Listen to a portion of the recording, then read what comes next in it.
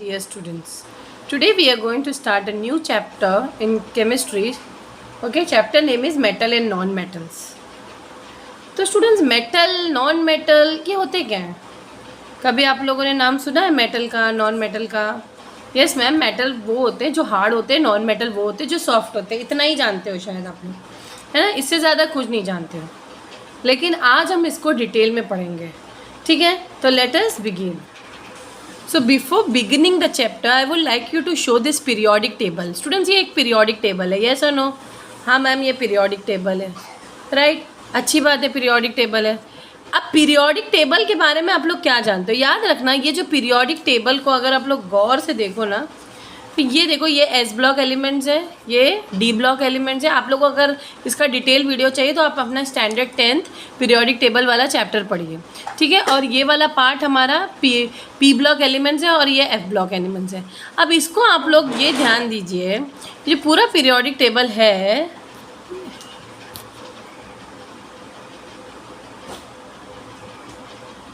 कम करना, okay fine. ये side पूरा, ये लेफ्ट हैंड साइड पूरा आप लोग नोटिस करो. यहाँ से ये जो रेड वाला पार्ट है इसको छोड़ के, रेड नहीं, यहाँ से लीजिए बी, ये पूरा पार्ट मेटलॉइड है. ये वाला नीचे वाले पार्ट्स, ये जितने इसके नीचे वाले एलिमेंट्स हैं ये मेटल्स है. उसके नीचे उसके ऊपर वाले एलिमेंट नॉन मेटल्स है. ईजी है कि नहीं डिस्टिंग्विश करने के लिए? देखो, प्रॉपर्टीज़ तो हम लोग पढ़ेंगे मेटल नॉन मेटल का, लेकिन डिस्टिंग्विश करने के लिए बेस्ट तरीका पीरियोडिक टेबल में बताती हूँ. बस इसको याद रख लो, ये वाले पार्ट को, मेटलॉइड्स को. अब बोलोगे मैम मेटलॉइड्स को याद कैसे करें? मेटलॉइड्स को याद करने के लिए मैं एक ईजी टेक्निक बताती हूँ जिसको हम कहते हैं निमोनिक. क्या कहते हैं? निमोनिक. निमोनिक के हिसाब से देखो, यहाँ पे कौन कौन सा मेटलॉइड है? Boron, silicon, germanium, arsenic. यानी कि कौन कौन? Boron, silicon, germanium, arsenic, okay, antimony, okay. ये देखो, अब इसका निमोनिक है बच्चे, सीता, गीता, आस्था, सबको, टेनिस, टेनिस, आता ऐसे ही याद रखना. एक्चुअली पोलोनियम है, पोलोनियम हम निग्लेक्ट करते हैं क्योंकि वो एक रेडियो एक्टिव एलिमेंट है. बाकी को याद रखना. ये सारे मैंने किसकी कैटेगरी दी? मेटलॉइड्स की. अब मेटलॉइड्स याद हो जाएंगे तो मेटल्स और नॉन मेटल को याद करना इजी है. कैसे मैम? देखो, मेटलॉइड बच्चे, सीता, गीता, आस्था, सबको, टेनिस, आता, यानी कि यही वाला. Boron, silicon, germanium, arsenic, antimony, टेलेरियम, polonium, ये सारे क्या है? मेटलॉइड्स हैं, ठीक है? ये मेटलॉइड्स है. इसका तो निमोनिक मैंने दे दिया. मेटलॉइड्स के नीचे तरफ ये सारे मेटल्स हैं स्टूडेंट्स, और ये ऊपर की तरफ जो ये जितने दिख रहे हैं ना, carbon, nitrogen, oxygen, fluorine, potassium, chlorine, ये सारी चीज़ें, जितने ये इनर्ट गैसेज है, ग्रुप 18 एलिमेंट्स, ये सारे क्या हैं? ये सारे हमारे नॉन मेटल्स हैं. और टोटल कितने गैसेज हैं पीरियोडिक टेबल में? 11 गैसेज है. ये मिलाओ, 1 2 3 4 5 6 7 8 9 10 11. हाइड्रोजन एक गैस है, हाइड्रोजन को भी इंक्लूड करो, ओके? इसके ऊपर हाइड्रोजन है, ठीक है? तो यहाँ तक के तो मैम ने इजी टेक्निक तो बता दी भाई. बताई कि नहीं? मैंने क्या बता दी? इजी टेक्निक बताई. किसका? मेटल या नॉन मेटल को जज करने का, है कि नहीं? वैसे तो हम लोग सब्सटेंसेस को उनके फिजिकल प्रॉपर्टी से कंपेयर करते हुए भी मेटल्स या नॉन मेटल्स को जज कर सकते हैं. केमिकल प्रॉपर्टीज़ को कंपेयर करके भी. अगर फिजिकल की बात करो तो आप लोगों को पता है कि देखने में हार्ड होते हैं, है ना? लेकिन केमिकल की बात करो, चलो केमिकल का जज करते हैं. देखो, केमिकल प्रॉपर्टीज़ ऑफ मेटल्स और नॉन मेटल से अलग होते हैं. First, reaction with oxygen. Most of the metals form respective metal oxide. Metal जब ऑक्सीजन से रिएक्ट करते हैं तो क्या बनते हैं? मेटल ऑक्साइड, ठीक है? लेकिन नॉन मेटल नहीं बनते. नॉन मेटल जब ऑक्सीजन से रिएक्ट करते हैं तो नॉन मेटल ऑक्साइड बनाते हैं, मेटल ऑक्साइड नहीं बनाते हैं. एग्जाम्पल, कोई भी मेटल ले लो, सोडियम, और कोई भी नॉन मेटल लो, ऑक्सीजन, क्या बना? Na2. देखो स्टूडेंट्स, अगर तुम्हें मेटल नॉन मेटल मेटलॉइड याद करना है, इससे पहले का जो ट्रिक मैंने बताया पहले उसको याद करो, फिर चैप्टर पढ़ना, वरना कोई फायदा नहीं. द नेचर ऑफ ऑक्साइड्स और the metal oxides are basic in nature. They turn red litmus blue. Metals turn red. देखो, metals form basic oxide. MbO याद रखना, क्योंकि मेटल क्या बनाते हैं? बेसिक ऑक्साइड बनाते हैं. और क्या? वो बेसिक ऑक्साइड बनाते हैं यानी कि रेड लिटमस को ब्लू टर्न करेंगे, ये सुनो। और नॉन मेटल जो होते हैं वो एसिडिक ऑक्साइड्स बनाते हैं। नॉन मेटल एसिडिक ऑक्साइड बनाते हैं और ऑब्वियसली ब्लू लिटमस को रेड टर्न होगा ही ना, एसिडिक ऑक्साइड है तो लेकिन कुछ नॉन मेटल जो होते हैं न्यूट्रल होते हैं, जैसे कि पानी है, कार्बन मोनोऑक्साइड, ये न्यूट्रल नेचर के होते हैं। इसका एक अलग से क्वेश्चन बन सकता है, ठीक है। अब इसमें भी मेटल ऑक्साइड में भी एसिडिक, बेसिक और एम्फोटेरिक भी होते हैं। एग्जाम्पल एल्यूमिनियम ऑक्साइड जो होता है वो एम्फोटेरिक इन नेचर होता है एंड जिंक ऑक्साइड भी एम्फोटेरिक इन नेचर होता है। ऑर्डर ऑफ रिएक्टिविटी बात करो तो अगर आप ग्रुप 1 एलिमेंट्स की बात करो तो सबसे ज़्यादा सोडियम रिएक्टिव है, पोटेशियम, मैग्नीशियम, जिंक। मतलब जैसे जैसे नीचे जाते हो रिएक्टिविटी क्या हो रही है, बढ़ रही है। याद रखना, घटती नहीं है reactivity. As you go down the group reactivity घट रही है, बढ़ती नहीं है। सोडियम पोटेशियम ज़्यादा रिएक्टिव है, ओके। अब आगे बढ़ो। आगे ये है कि सोडियम एंड पोटेशियम इतने रिएक्टिव होते हैं कि उनको केरोसिन ऑयल में स्टोर कर, अगर उनको खुला रखे ना आग पकड़ लेता है। क्योंकि वो अपने रिस्पेक्टिव ऑक्साइड बनाते हैं और एक्सप्लोजिव इन नेचर होते हैं। इसका गिव रीज़न बनता है कि सोडियम और पोटेशियम को केरोसिन ऑयल में क्यों रखते हैं। रीज़न क्या है, क्योंकि वो इतने रिएक्टिव होते हैं कि वो अपने रिस्पेक्टिव ऑक्साइड्स बनाते हैं और they can be explosive. So in order to avoid contact with air it is stored in kerosene oil, ठीक है। उसी तरह तुम्हें एक और चीज़ पढ़ना है इसमें, रिएक्टिविटी सीरीज़ या अरेंजमेंट ऑफ एलिमेंट। तो रिएक्टिविटी सीरीज़ देखो यहाँ पे क्लियर नहीं है तो मैं आपको दूसरे बुक से दिखाती हूँ। आपके जो टेक्स्ट बुक में रिएक्टिविटी सीरीज़ ज़रूर दी होगी कि सबसे ज़्यादा रिएक्टिव एलिमेंट कौन सा है।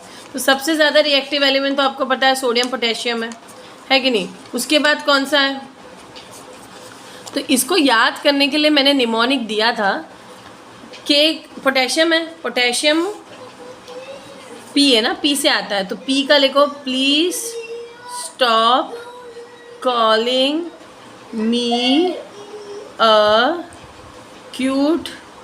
क्यूट यहाँ पे दिया नहीं है, कार्बन को लिखा नहीं, यहाँ पे कार्बन लिख सकते हो, मैं ज़ेब्रा लिख दो। I like her, call me sweet good. तो देखो निमोनिक कैसे वर्क करता है। पी से पोटेशियम, एस से सोडियम, सी से कैल्शियम, एम से मैग्नीशियम, फिर एल्यूमिनियम, ए से जिंक, ज़ेब्रा जिंक, आई से आयरन, एल से लेड, एच से हाइड्रोजन, फिर कॉपर, मर्क्यूरी, सिल्वर, गोल्ड, ठीक है। इजी है।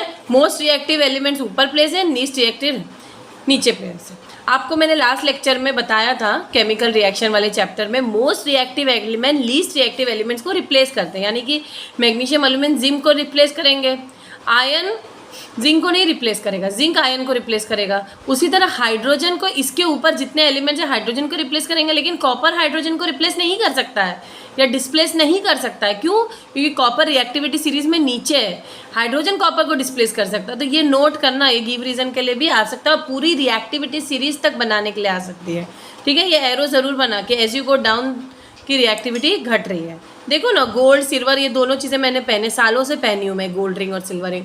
क्या इसका कलर जा रहा? नहीं, क्योंकि ये लीस्ट रिएक्टिव है। अगर मैं सोडियम का रिंग या पोटेशियम का रिंग पकड़ती तो मैं आग में जल जाती। ये सुनो, लॉजिक है कि नहीं है मैम? लॉजिक है, आपकी बातों में बिल्कुल लॉजिक है। और वही रिएक्टिविटी सीरीज यहाँ भी दी है। उसके बाद रिएक्शन विद वाटर देखो, metal react with water forming metal hydroxide.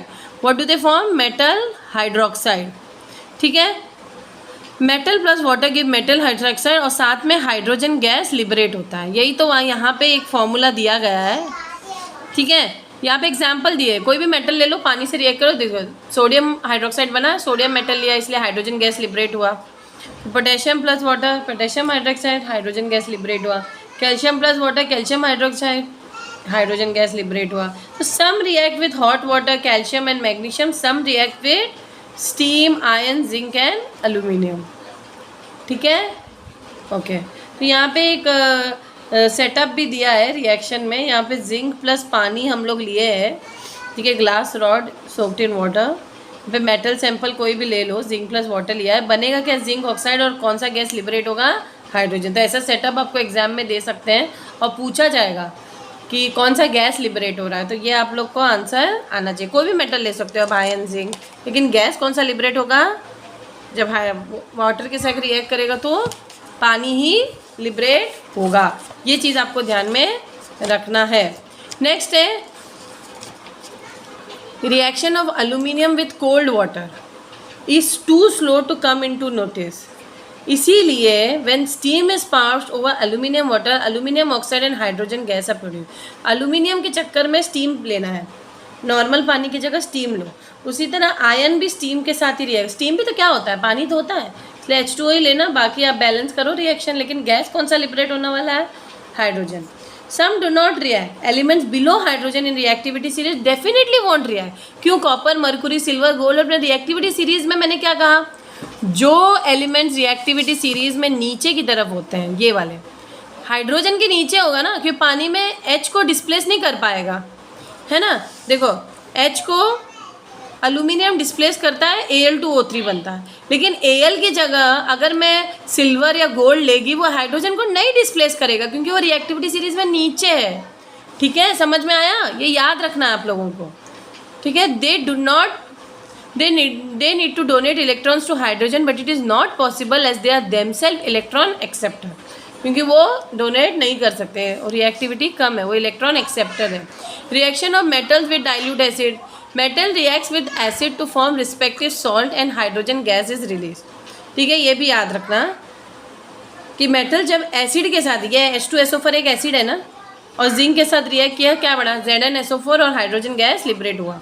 ठीक है, तो metals below hydrogen in the reactivity series can't displace hydrogen, ये अगेन एंड अगेन स्टेटमेंट आ रहा है, इसलिए रिएक्टिविटी सीरीज को पक्का करो।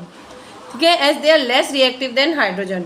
Non metals do not react as they can't displace hydrogen from acid, क्योंकि for displacing they need to donate electrons to hydrogen but it is not possible, क्योंकि non metals खुद ही इलेक्ट्रॉन एक्सेप्टर है। तो यहाँ पे अगर सोडियम क्लोराइड का फॉर्मेशन मैं बताऊँ, सोडियम क्योंकि Na+ होता है, Na का इलेक्ट्रॉनिक कॉन्फिगरेशन 281 होता है, क्लोरीन का 287 होता है, तो एक इलेक्ट्रॉन ये ये देता है ना, इसलिए सोडियम एक इलेक्ट्रॉन माइनस होके क्या बनेगा? Na+। ऐसे लिखो चाहे ऐसे लिखो, बात एक ही है। और Cl एक इलेक्ट्रॉन लेके, क्योंकि एक इलेक्ट्रॉन यानी कि एक नेगेटिव चार्ज उसके ऊपर है, Cl- बना। और फाइनली टोटल रिएक्शन क्या होगा? Na + Cl- क्या बना? देखो Na और Cl के बीच में एक इलेक्ट्रोस्टैटिक फोर्स है ना, इसीलिए दोनों आपस में जुड़ के सॉल्ट बना। इस तरह से कॉम्बिनेशन रिएक्शंस टेक प्लेस करते हैं। ठीक है, ये देखो सोडियम का इलेक्ट्रॉनिक कॉन्फ़िगरेशन और क्लोरीन का डॉट स्ट्रक्चर बनाना आता है आप लोगों को? नहीं आता तो आप लोग मेरा केमिकल बॉन्डिंग चैप्टर 10 स्टैंडर्ड का देख लीजिए, उसमें मैंने बताया। ये मैग्नीशियम क्लोराइड कैसे बनाया वो बताया। मैग्नीशियम क्योंकि Mg282 होता है ना, 2 इलेक्ट्रॉन ये दे सकता है, 2 इलेक्ट्रॉन देता है, इसलिए क्या बनता है वो?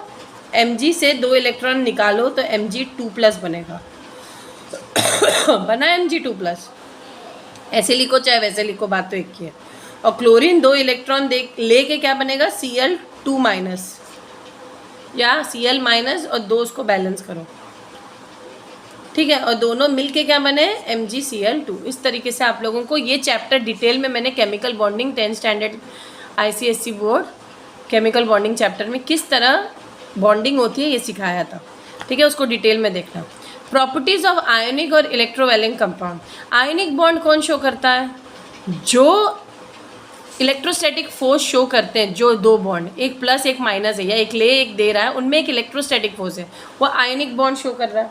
और जो इलेक्ट्रोवैलेंट बॉन्ड भी इसको बोलते हैं, क्योंकि इलेक्ट्रोस्टैटिक फोर्स ऑफ अट्रैक्शन है NaCl के बीच में। तो ये लोग थोड़ा ब्रिटल इन नेचर होते हैं और बहुत प्रेशर डालने पे ये टूट भी सकते हैं, लेकिन इनका मेल्टिंग और बॉइलिंग पॉइंट हाई होता है। They are soluble in water, in kerosene and petrol also. A solution of ionic compound in water is a good conductor of electricity. ठीक है, लेकिन याद रखना कोई भी मेटल उसके सॉल्वेंट मतलब एक्वियस स्टेट में सोल्यूबल है, सॉलिड स्टेट में नहीं। ठीक है, तभी वो इलेक्ट्रिसिटी कंडक्ट करेगा। Solution of ionic compound, not the ionic compound itself. याद रखना ये बात, बच्चे कंफ्यूज होते हैं, क्योंकि सॉलिड अपने में इलेक्ट्रॉन नहीं फ्लो करेगा, जब उसको हम लिक्विड में डाल के इलेक्ट्रिसिटी डालेंगे उसमें, तब वो क्या फ्लो ऑफ इलेक्ट्रिसिटी होगी। ठीक है, occurrence and extraction of metals, minerals ore, extraction of metals of least reactivity, extraction of metals of middle reactive, extraction of metals of high reactive, refining of purification of metals and corrosion। ये सारे topics हम discuss करने वाले हैं कि metals को हम कैसे निकालते हैं उसके ओर से। सबसे पहले हमें मिनरल का डेफिनेशन पता होना चाहिए, ओर का डेफिनेशन पता होना चाहिए। तो मिनरल क्या होता है स्टूडेंट्स?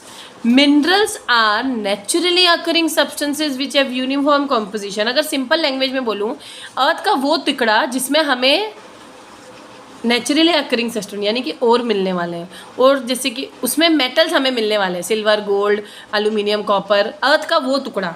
तो metals occur in earth crust and sea water in the form of ores. और क्यों? क्योंकि ओर मतलब क्या होता है? ओर ऐसा मिनरल जिसमें एक पर्टिकुलर मेटल हो। सब और अलग होते हैं। बॉक्साइट किसका और है? एल्यूमिनियम का, यानी कि उस ओर में एल्यूमिनियम ही मिलेगा। उसी तरह हेमेटाइट आयरन का और है सब मिनरल, लेकिन सबके और अलग होते हैं। यानी कि और को अगर हमें डिफाइन करना है, the minerals from which a metal, a particular metal can be profitably extracted according. Why profitably? देखो स्टूडेंट्स, एक अगर तुम लोग बिजनेसमैन हो, तुम लोग डेफिनेटली सोचोगे कहीं से मुझे मेटल निकालना, तो उसमें मैं खर्चा ज़्यादा ना करूँ, इजीली निकाल लूँ सस्ते में, तभी तो मैं उसमें कमाऊँगा। तो बहुत सारे मशीन निकालने दे के निकालने से ज़्यादा मैं उसको ईजी मेथड से निकालूँ। तो ये ईजी मेथड पढ़ना हमें, अभी हम लोग आगे पढ़ेंगे कि मेटल ईजी मेथड या सस्ते मेथड से कैसे निकाला जाता है, उसके रिस्पेक्टिव ओर से। ठीक है, तो मिनरल से और से मेटल निकालते हैं। तो metals found at the bottom of reactivity series are least reactive and they are often found in nature in free state. ये गोल्ड, सिल्वर जो लीस्ट रिएक्टिव होते हैं वो फ्री स्टेट में होते हैं, क्योंकि किसी से रिएक्ट नहीं करते, जैसे गोल्ड है, सिल्वर है, कॉपर है, एक्सेट्रा। कॉपर और silver are also found in the form of sulphide and oxide ores. Metals found in the middle of reactivity series such as zinc, Fe, Pb, etc. usually found in the form of oxide, sulfides और carbonate। तो ये कुछ theory part है जो आपको लोगों को पढ़ना है। ठीक है, आगे बढ़ते हैं। Metals found at the top of reactivity series are never found in free state। जैसे टॉप ऑफ द रिएक्टिविटीज़ क्या है? अभी तो मैंने रिएक्टिविटी सीरीज पढ़ाई थी आप लोगों को। टॉप ऑफ द रिएक्टिविटीज़ क्या है? Potassium, sodium, calcium, magnesium, aluminium, ये सब फ्री स्टेट में नहीं मिलेंगे क्योंकि बहुत हाईली रिएक्टिव होते हैं। ओके, ये किस फॉर्म में मिलेंगे तुम्हें? और फॉर्म में मिलेंगे या ऑक्साइड फॉर्म में, because oxygen is abundant in nature and very reactive. Oxygen के उसके साथ ऑक्सीजन जुड़ा हुआ हमेशा मिलेगा। तो इन मेटल्स को मैम निकालते कैसे हैं? तो metals can be categorize into 3 parts on the basis of the reactive, most reactive, medium reactive and least reactive. तो इसमें मैंने आपको टेबल फॉर्म में बताया था मोस्ट रिएक्टिव एलिमेंट्स कौन कौन से हैं। यहाँ पे मोस्ट रिएक्टिव ये है potassium, sodium, calcium, magnesium, aluminium. Reactivity ये मिडल रिएक्टिव है, जिंक, आयरन, लेड, हाइड्रोजन। और लीस्ट रिएक्टिव जो सिल्वर, गोल्ड, मर्क्यूरी, प्लैटिनम। ठीक है, समझ में आया? अब जो 3 major steps involve in the extraction of metal from its ore are very important. Concentration, second step is conversion of concentration ore into crude metal. Okay, then refining of impure ore और crude metal. यानी कि पहले तो ओर को concentrate करना यानी कि उसका फ्रॉथ बनाना, है ना। उसके बाद उस ओर को क्रूड मेटल में कन्वर्ट करना, उसको रिफाइन करना, क्योंकि वो इम्प्योर फॉर्म में होता है ना, उसको प्योर मतलब करना है। ओके, तो सबसे पहला स्टेप क्या था? Enrichment of the ore. Second step क्या था? include extraction of metals। Third involve refining of metal. ठीक है, अब क्योंकि हम लोग ये पूरा प्रोसेस पढ़ने वाले हैं, इसका एक फ्लो चार्ट बना है यहाँ पे एक्सट्रैक्शन ऑफ मेटल्स का। स्टूडेंट्स ये आप लोगों को आना चाहिए। तो metals of high reactive, metals of medium reactive और मेटल्स ऑफ लो रिएक्टिविटी एक साथ लिखिए। उसके बाद मेटल्स जो हाई रिएक्टिविटी के होते हैं ना, उसको इलेक्ट्रोलिसिस और मोल्टन और या प्योर उससे करते हैं। इलेक्ट्रोलिसिस करके प्योर मेटल हमें मिल जाता है, इजी है। लेकिन जो मेटल्स जो मीडियम रिएक्टिविटी होते हैं ना, उसको हम कार्बोनेट ओर और सल्फाइड ओर के फॉर्म में मिलते हैं हमें। अगर वो कार्बोनेट ओर है तो उस पर हम कैल्सिनेशन प्रोसेस कैरी आउट करते हैं। अगर वो सल्फाइड ओर है तो उस पर हम रोस्टिंग कैरी आउट करते हैं। दोनों केस में हमें ऑक्साइड ऑफ द मेटल बनता है। दोनों केस में हमें ऑक्साइड ऑफ मेटल मिलने के बाद उसका रिडक्शन करते हैं, क्योंकि रिडक्शन करना यानी कि रिमूवल ऑफ ऑक्सीजन। मेटल का ऑक्साइड है, कोई भी मेटल ऑक्साइड से ऑक्सीजन निकालोगे तो मेटल तो फाइनली मिल ही जाएगा है ना। तो रिडक्शन करना यानी कि रिमूवल ऑफ ऑक्सीजन करेंगे और फाइनली हमें मेटल मिलता है जिसका हम प्यूरिफिकेशन करेंगे। अब नेक्स्ट है metals of low reactivity. Metals of low reactivity you have sulphide ores, roasting, metal and refining. ठीक है, ये सारे स्टेप्स होने वाले हैं। ओके, तो extracting metals which are low in activity series कौन से होंगे? आर अनरिएक्टिव, जैसे कि the oxides of such metals can be reduce to metal by heating alone, क्योंकि वो लो है ना एक्टिविटी सीरीज में। जैसे आप मरकुरी का सल्फाइड ले लो या मरकुरी का ऑक्साइड ले लो, उसको हीट कर लो, HgOSO, मतलब वो फाइनली तुम्हें मेटल दे देगा। ठीक है, extracting metal in the middle of the activity series, क्योंकि वो मॉडरेटली रिएक्टिव होते हैं। They exist as sulphides and carbonates and before reduction metal sulphide and carbonate must be convert into metal oxide. मैंने कहा ना सबसे मेन मुद्दा क्या है, उसको मेटल ऑक्साइड में कन्वर्ट करो, फिर ऑक्साइड हटाओ। ऑक्साइड हटाने के लिए हमें क्या करना पता है, हम रोस्टिंग करते हैं। रोस्ट करना है नहीं, हम चिकन की रोस्टिंग करेंगे तो उसको आग लगाएंगे ना, आग मतलब ऑक्सीजन दे रहे हैं। तो carbonate ores are converted into oxides by heating in limited air. ठीक है, इस प्रोसेस को हम कैल्सिनेशन कहते हैं, क्योंकि यहाँ पे लिमिटेड एयर यूज़ कर रहे हैं और रोस्टिंग में हम पूरा एयर यूज़ कर रहे हैं।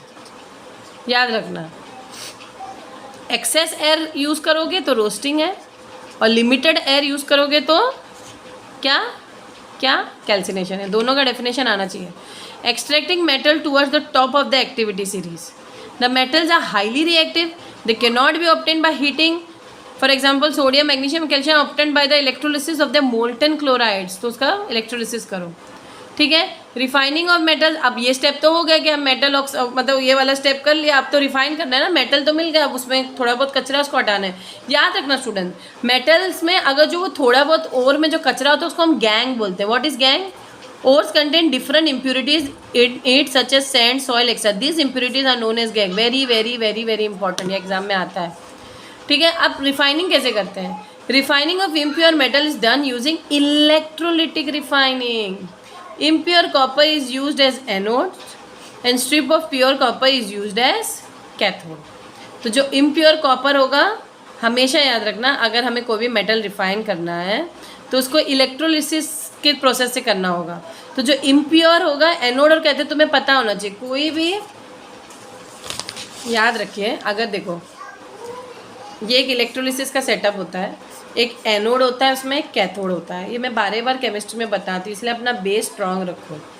जो पॉजिटिव टर्मिनल से कनेक्टेड होता है उसको हम एनोड बोलते हैं। पॉजिटिव टर्मिनल से जो इलेक्ट्रोड कनेक्ट होता है उसको एनोड बोलते हैं। नेगेटिव टर्मिनल से जो इलेक्ट्रोड कनेक्ट होता है उसको हम कैथोड बोलते हैं।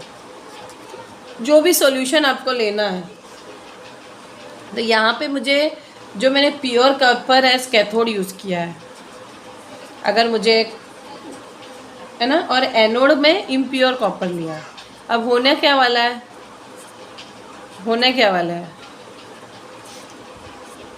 कि यहाँ पे जो मैंने कॉपर सल्फेट का सॉल्यूशन लिया है, एसिडिफाइड कॉपर सल्फेट, क्या एसिडिफाइड कॉपर सल्फेट। जैसे ही मैं इससे ये इलेक्ट्रिसिटी प्लग ऑन करूँ तो इसमें इलेक्ट्रिसिटी पास होएगी। जैसे ही इलेक्ट्रिक करंट इसमें पास होएगा, जो इम्प्योर मेटल है, ये वाला जो इम्प्योर कॉपर है या इम्प्योर मेटल क्या होने वाला है, या नहीं, इम्प्योर मेटल क्या होने वाला है, जो इम्प्योर मेटल होगा from the anode gets deposited in the electrolyte solution. जो भी इम्प्योर मेटल है वो सॉल्यूशन में चला गया। जो pure metal from the electrolyte is deposited at the cathode, और इसमें से जो प्योर मेटल होगा वो यहाँ पे डेपोजिट हो जाएगा। ठीक है, याद रखना है, एट द कैथोड। तो यहाँ पे तुम्हें प्योर मेटल मिलेगा, प्योर कॉपर है ना, प्योर कॉपर मिलेगा। तो ये प्रोसेस है इलेक्ट्रोलिटिक रिफाइनिंग का। ये सेटअप आपको पता होना चाहिए। वही सेटअप यहाँ पे एक्सप्लेन हुआ है ना। देखिए, इस तरह बैटरी लगानी है, impure copper as anode, pure copper as cathode, और इम्प्योरिटीज इसमें चली जाएगी और प्योर मेटल इधर कैथोड पे सेटल हो जाएगा। इस तरीके से आप सेटअप यूज़ करें। कोरोजन क्या होता है? Metals when expose to moist air for a long period of time they become corroded. ये तो मैं लास्ट लेक्चर में बता चुकी हूँ। This is known as corrosion. For example silver reacts with moist air and becomes black in colour. अगर इस silver को मॉइस्ट एयर में ज़्यादा रखो तो वो ब्लैक इन कलर हो जाता है। देखो यहाँ थोड़ा थोड़ा सा ब्लैक हुआ है ना, देखिए मेरे रिंग पे थोड़ा थोड़ा ब्लैक हुआ है। This is due to silver sulphide coating. तो ये कोटिंग किस चीज़ की है? Silver sulphide coating, silver sulphide होगी। उसी तरह आयन और ऑक्सीजन को रिएक्ट करोगे तो क्या बनेगा? आयन ऑक्साइड, जो कि एक रस्ट है। तो इस तरीके से रस्टिंग होती है। अब इसको रस्टिंग को हटाएं कैसे? Rusting of ion can be prevented by oiling, तेल लगा दो, या गैल्वेनाइजिंग प्रोसेस, या पेंटिंग कर दो, या ग्रीसिंग कर दो उसके ऊपर। तो to protect steel and iron from rusting a thin layer of zinc are coated, this is known as galvanization. तो गैल्वेनाइजेशन क्या है? जो भी एक आयन का टुकड़ा है ना, उसके ऊपर thin coat layer of zinc लगा दो, क्योंकि जिंक पहले एक सुरक्षा कवच की तरह उसके ऊपर काम करेगा और उसको जंग लगने से बच जाएगी आयन को या स्टील को। इस प्रोसेस को हम गैल्वेनाइजेशन कहते हैं। ठीक है। एलॉय क्या होते हैं? They are mixture of two और मोर मेटल, और metal and non metal is known as alloy. तो यहाँ पे कुछ क्वेश्चन बनते हैं आपके। Brass is an alloy of copper and zinc, bronze is an alloy of copper and tin, solder is an alloy of lead and tin, amalgam is one metal is mercury. Amalgam एक ऐसा alloy है जिसमें एक metal तो mercury होएगा। Brass में क्या है? Copper and zinc. याद रखना, मैच द फॉलोइंग के लिए आएगा, इस तरह क्वेश्चन आएगा। देखो ये क्वेश्चन है, जैसे ऐसे कॉलम ए दिया जाएगा एंड कॉलम बी दिया जाएगा। ठीक है। कॉलम ए में ब्रास दे दिया, ब्रॉन्ज दे दिया, एमालगम दे दिया, और क्या दिया? सोल्डर दे दिया। तुम्हें ब्रॉस इज एन एलॉय, अब यहाँ पे कॉपर प्लस जिंक दे दिया, कॉपर प्लस एसएन दे दिया, एमालगम Hg plus copper plus Al दे दिया। ओके। लेड एंड टिन दे दिया। एक और स्टेनलेस स्टील एक और दे रही हूँ मैं, स्टेनलेस स्टील।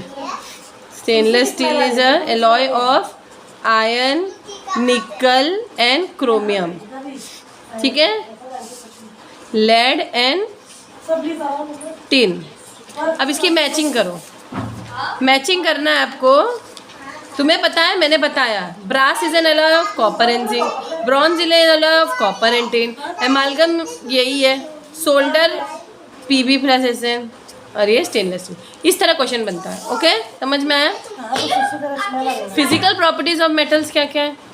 ऑब्वियसली अगर ये देखो, ये कंपैरिजन के लिए भी आ सकता है। जो मेटल के फिजिकल प्रॉपर्टी वही ऑपोजिट नॉन मेटल के फिजिकल प्रॉपर्टी होंगे। तो physical property of metal are hard and have a high tensile strength, यानी कि उनकी ताकत बहुत होती है। कोई भी मेटल बहुत मजबूत होता है ना compare to non metal. Solid at room temperature, sonorous, उसमें आवाज़ आती है टन टन टन टन। कोई भी मेटल को बजा के देखो। Good conductor of heat and electricity, malleable, उसको हम चपटा कर सकते हैं। ये क्वेश्चन बहुत बनता है। What is malleability?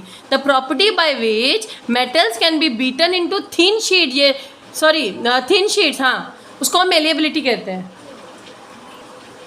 ओके, तो मेलिएबिलिटी क्या है? It is defined as the property by which metals can be beaten into thin sheets। और ductility, it is the property by which, देखो यहाँ लिखा नहीं है तो मैं जो बोल रही हूँ आप लोग लिख लो। it is the property by which ductility can be drawn into thin wires। okay, so high melting and boiling point except cesium and gallium, इनके हाँ metals को high boiling and melting point होता है। example exception है cesium and gallium। Okay, metals dense होते हैं except alkali metals, osmium high density and lithium least density. Metals lustrous होते हैं, सिल्वर ग्रीन कलर होते हैं एक्सेप्ट गोल्ड एंड कॉपर। ठीक है, तो यहाँ पे आपका चैप्टर ऑलमोस्ट ओवर हो जाता है स्टूडेंट्स, लेकिन मेन क्वेश्चंस मैं डिस्कस करना चाहती हूँ। कुछ क्वेश्चंस हैं, MCQs ज़्यादा करके डिस्कस करूँगी। क्वेश्चन आंसर्स फॉर्मेट भी मैं बता दूँगी आप लोगों को। विच of the following is liquid at room temperature? The only metal, okay याद रखो, only metal in liquid state is mercury and only non metal in liquid state is bromine. बाकी सब तो मेटल है। The most reactive metal is, जल्दी बताइए, इनमें से सबसे रिएक्टिव कौन है? कंपेयर करो। Potassium. The metal which is not corroded by air, water and acid is gold ना। Which metal reacts readily with cold water? देखो गोल्ड तो नहीं होगा, सिल्वर तो नहीं होगा, मैग्नीशियम हो सकता है ना। Iron is galvanized by coating it with zinc, ये तो मैंने बताया, इसको गैल्वेनाइजेशन कहते हैं। व्हाट इज गैल्वेनाइजेशन अभी डिफाइन किया था। Which of the following metals does not react even with steam? Some silver, no. Metals except aluminium zinc react with oxygen to form dash oxide, amphoteric oxide, यही तो बताया था मैंने, ठीक है। Metals like zinc and aluminium react with sodium hydroxide to produce dash gas, hydrogen gas, याद रखना। Which of the following can be beaten into thin sheets? Metals can be beaten into thin sheet, तो phosphorus non metal है, oxygen non metal है, sulphur non, तो zinc की तो बचा। Pick the odd one out from the following elements, gold, carbon, potassium and platinum. कौन odd one out होगा? Platinum नहीं, प्लेटिनम, गोल्ड और कार्बन। तो potassium odd one out, potassium highly reactive है। इस तरह थोड़ा सा दिमाग यूज़ करो, है तो, नहीं है तो दिमाग लाओ। समझ में आया? क्योंकि हर बार मैम ही सॉल्व करें ये पॉसिबल नहीं होता, स्टूडेंट्स को भी दिमाग लगाना होता है। जब तक खुद पढ़ के सॉल्व नहीं करोगे ना, कोई फ़ायदा नहीं। Next question, when calcium is treated with water it does not react with water, it reacts violently with water, it reacts less violently water, bubbles of hydrogen gas form stick to the surface of the calcium. तो इसका answer क्या होगा? इसका answer तुम्हें पता होना चाहिए कि कैल्शियम का जब रिएक्ट करता है ना पानी से, तो वो ज़्यादा रिएक्टिव नहीं होता है, it is less violent with water. तो ये आना चाहिए आपको। Okay, the reaction of calcium with water is less violent, the heat evolve is not sufficient for the hydrogen to catch fire. तो हाइड्रोजन गैस भले निकले, लेकिन वो जो हीट इतना इवॉल्व नहीं होता है कि हाइड्रोजन के साथ वो क्या बनाए, क्या बनाए, एक आग पकड़े, ठीक है। बाकी केस में तो जब हाइड्रोजन गैस निकलता है ना बाकी मेटल्स के साथ, जब वो मेटल हाइड्रोक्साइड हाइड्रोजन, तो वो उस टाइम पे हीट एनर्जी रिलीज होती है। ये आप लोग ये की पॉइंट्स ये नोट कर लो या स्क्रीनशॉट ले लो। देखो, the metal like potassium and sodium react violently with cold water, but in the case of sodium and potassium reaction is so violent and exothermic, heat energy release होती है। तो hydrogen जो है वो हाइड्रोजन और heat energy मिलकर आग पकड़ते हैं। लेकिन कैल्शियम के केस में जो हीट इवॉल्व होता है, एक तो वो लेस वायलेंट होता है, दूसरा हीट इवॉल्व होता है, इतना आग नहीं पकड़ती है। और calcium starts floating because the bubbles of hydrogen gas formed stick to the surface of the metal. तो ये वाला पॉइंट भी होगा, bubbles of hydrogen gas formed stick to the surface of calcium. तो ये दोनों पॉइंट्स करेक्ट है ना, पहला वाला दूसरा वाला भी। तो सी एंड डी आंसर होगा इसका, सी एंड डी। तो स्टूडेंट्स इसको आप लोग नोट करिए। Next, the acid does not give hydrogen gas on reactive with metals. Which acid does not give hydrogen gas on reacting with metals? जल्दी दिमाग लगाइए। तो ये साफ साफ आपके बुक में ये लाइन लिखा गया है कि HNO3 ये एक एसिड, ऐसा एसिड है, hydrogen gas is not evolve when a metal reacts with nitric acid. Nitric acid का फॉर्मूला क्या होता है? HNO3, ये याद रखना है आप लोगों को, ठीक है। Because HNO3 is a strong oxidising agent. इसका रीजन क्या है? HNO3 एक स्ट्रॉन्ग ऑक्सीडाइजिंग एजेंट है, वो हाइड्रोजन को ऑक्सीडाइज कर देता है और and itself gets reduce okay into nitrogen oxide. यानी कि ये मेटल मतलब नाइट्रिक एसिड के साथ रिएक्ट करके हाइड्रोजन गैस नहीं इवॉल्व होता है, लेकिन बाकी जो मेटल्स होते हैं, मैग्नीशियम है, मैंगनीज है, they react even with dilute HNO3 to give hydrogen gas, ठीक है। कुछ एक्सेप्शंस भी है। तो silver articles become black on prolonged exposure to air, this is due to the formation of what? तो इसका आंसर भी मैंने आपको बताया था, Ag2S बनता है। Galvanization is a method of protecting iron from rusting by coated with a thin layer of zinc. Again and again मैं ये बता रही हूँ। A copper is kept in open in air, it slowly loses it shining brown surface and gains a green coating, this is due to the formation of what? क्योंकि air में रखा गया है तो क्या बनने वाला है? कॉपर ऑक्साइड ना। एन अलॉय इज क्या? एन एलिमेंट कंपाउंड और होमोजीनियस और heterogeneous, it's a homogeneous mixture, ठीक है। Alloy is a homogeneous mixture जिसमें दो और मेटल ज़्यादा कंबाइन होते हैं। The following is the correct arrangement of the metals give in order of the reactivities with moist reactive first zinc, iron, magnesium. तो reactivity series के हिसाब से आप लोग चलो, सबसे हाईली रिएक्टिव तो सोडियम होगा, उसके बाद जिंक होगा, उसके बाद मैग्नीशियम होगा, नहीं उसके बाद मैग्नीशियम होगा, उसके बाद जिंक होगा, उसके बाद नहीं उसके बाद आयरन होगा, उसके बाद जिंक होगा। तो आप लोगों को कौन सा ऑर्डर सही लग रहा है? ये वाला ऑर्डर सही लग रहा है, ठीक है। The highly reactive metal like sodium, potassium, magnesium etcetera are extracted by electrolysis ना, ये तो मैंने बताया ही था आप लोगों को, 3 तरीके से होता है ना। The following is an amphoteric oxide, amphoteric oxide aluminium और जिंक के ही बनते हैं, ये भी याद रखना। The process in which a carbonate ore is heated strongly in the absence of air to convert it into metal oxide is, तो कार्बोनेट और सी से कार्बन, सी से calcination, simple simple simple dimple. आगे पढ़ो। Oxides of moderately reactive metals like zinc, iron, nickel, tin, copper etcetera are reduced by using, तो जो moderately reactive metals हैं उनको रिड्यूस कैसे करते हैं? कोई भी रिड्यूसिंग एजेंट यूज़ करके। तो हम उसको कार्बन भी रिड्यूसिंग एजेंट यूज़ कर सकते हैं, ये एक बहुत सारी पॉसिबिलिटी है।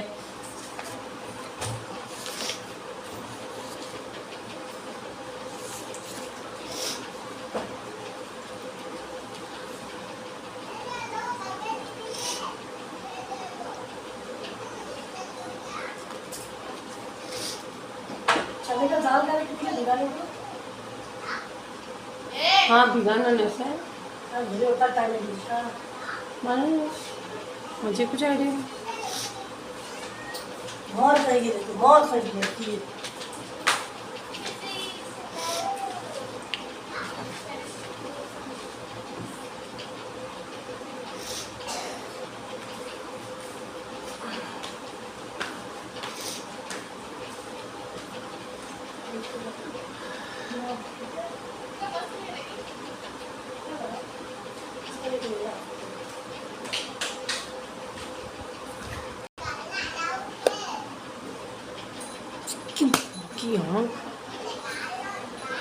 कितना कंफ्यूजिंग है।